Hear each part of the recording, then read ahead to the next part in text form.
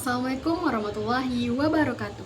Hai semua, kembali lagi dengan saya Rati Asriaudina dari kelas 2023B PBSI Universitas Riau.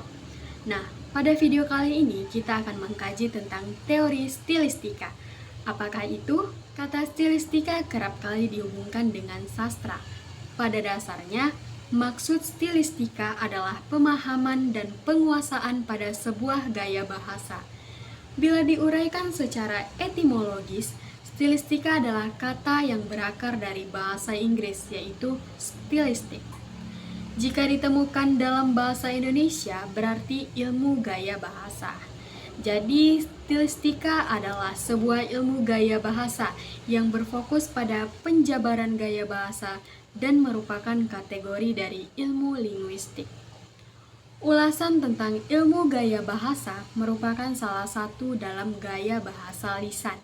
Namun, stilistika lebih berfokus pada ulasan gaya bahasa pada sebuah karya sastra. Stilistika berfungsi untuk memahami seorang pujangga mengapa menggunakan bahasa atau kata tertentu pada karyanya.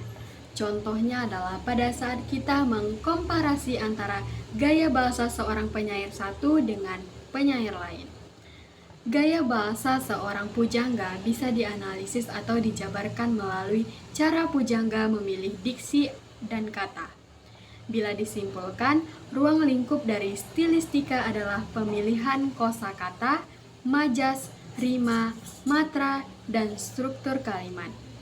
Dalam pengertian, stilistika merupakan cara untuk menafsirkan atau mengulas karya sastra dari sisi pemakaian diksi dan gaya bahasa pada penyair. Adapun tujuannya adalah yang pertama yaitu aktivitas untuk menemukan fungsi estetik dari karya sastra. Yang kedua, cara mengukur karya sastra atau cara mengapresiasi sastra. Yang ketiga, metode untuk menemukan fakta linguistik. Nah, pada teori ini saya akan mengkaji puisi karya Sapardi Djoko Darmono yang berjudul Kita Saksikan. Kita saksikan karya Sapardi Djoko Damono. Kita saksikan burung-burung lintas di udara. Kita saksikan awan-awan kecil di langit utara. Waktu itu cuaca pun senyap tiba-tiba. Sudah lama kita tak mengenalnya. Di antara hari buruk dan dunia maya, kita pun kembali mengenalnya. Kumandang kekal percakapan tanpa kata-kata. Saat-saat yang lama hilang dalam igawan manusia.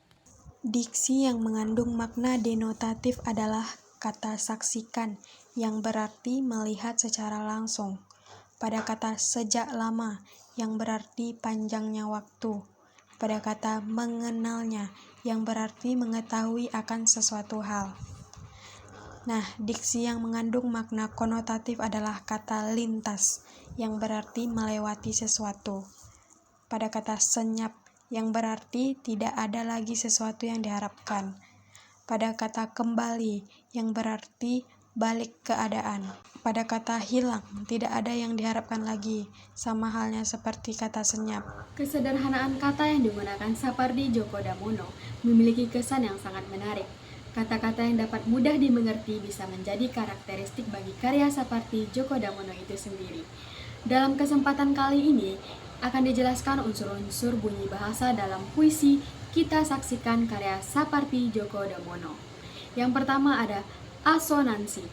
Asonansi merupakan gaya bahasa yang berwujud perulangan bunyi vokal yang sama untuk memperoleh efek penekanan atau sekedar keindahan.